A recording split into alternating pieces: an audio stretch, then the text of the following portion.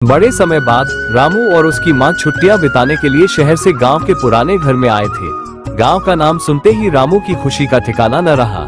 शहर की भीड़भाड़ और शोरगुल से दूर उसे गांव की खुली हवा, हरे भरे खेत और अपने बचपन के दोस्त याद आ गए। माँ ने मुस्कुराते हुए बोली, कितने सालों बाद इस घर में लौटे हैं, कितनी यादें जुड़ी हैं इससे। रामू एक दिन घर के सामने मैदान में खेल रहा था। वो अकेले ही गेंद से खेलते खेलते कभी दौड़ता, कभी कूदता और कभी हंसता। खेलते खेलते उसकी गेंद लुढ़क कर पास के पुराने कुएं के पास चली गई। रामू धीरे धीरे कुएं की ओर बढ़ा और जैसे ही उसने गेंद उठाने के लिए नीचे झांका, उसे कुएं से किसी की धीमी सी आवाज सुनाई दी। रामू डर के मारे घर के अंदर भागकर अपनी मम्मी के पास गया और उन्हें अपनी डरावनी घटना के बारे में बताया।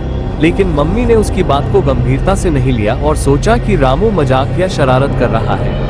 आधी रात को जब रामू गहरी नींद में था, उसकी माँ ने उसे जगाया और कुएं के पास चलने को कहा।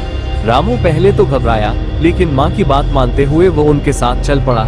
चारों ओर घना अंधेरा था, सिर्फ चांद की हल्की रोशनी और दूर से आती झिंगुरों की आवाज थी। जब वे कुएं के पास पहुँचे तो माँ ने धीरे से कहा, बेटा, इस कुएं में कुछ है जिसे तुम्हें देखना चाहिए। रामू डरते डरते कुएं के किनारे गया और नीचे झांकने लगा। जैसे ही वो कुएं के पास पहुंचा, उसकी माँ ने अचानक अपनी गर्दन घुमा ली। उसकी आंखें चमक रही थी और उसका चेहरा डरावना लग रहा था। इतना कहते ही उसकी माँ ने उसे जोर से धक्का दे दिया और रामू कुएं में गिरने लगा। असल में वो उसकी माँ नहीं थी, एक चुड़ैल थी जो रामू की माँ की भेष में आई थी। उसकी माँ ने देखा कि रामू घर पर नहीं है।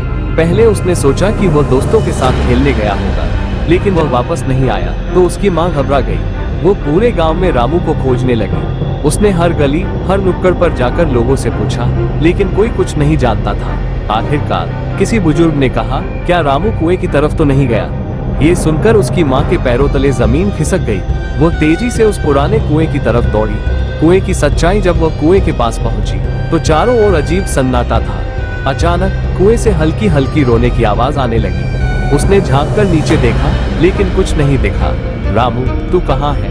उसने घबराकर पुकारा। तभी एक जानी पहचानी आवाज आई, माँ, मुझे बचाओ।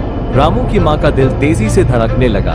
उसकी आंखों से आंसू बहने लगे। लेकिन तभी अचानक कुएं के पास एक परछाई उठी। वो एक औरत की थी, पर उसका चेहरा विकृत और भयानक था। उसकी लाल चमकती आंखें और लंबे नुकीले नाखून देखकर रामू की माँ की रूह कांप गई। तू मेरा शिकार ढूंढ रही है, चुड़ैल डरावनी आवाज में बोली। रामू की माँ को अब सच्चाई समझ आ चुकी थी। कुएं में रामू नहीं था, बल्कि चुड़ैल ने उसे अपने वश में कर लिया था। रामू की माँ ने पूरी ताकत लगाकर गांव वालों को बुलाया। वे तांत्रिक को लेकर आए, जिसने कुएं पर हवन किया और मंत्रों से चुड़ैल को जलाने की कोशिश की। कुएं से दर्दनाक चीखें गूंजने लगी। चुड़ैल जलने लगी और जोर जोर से चिल्लाने लगी, मुझे छोड़ दो, मुझे छोड़ दो।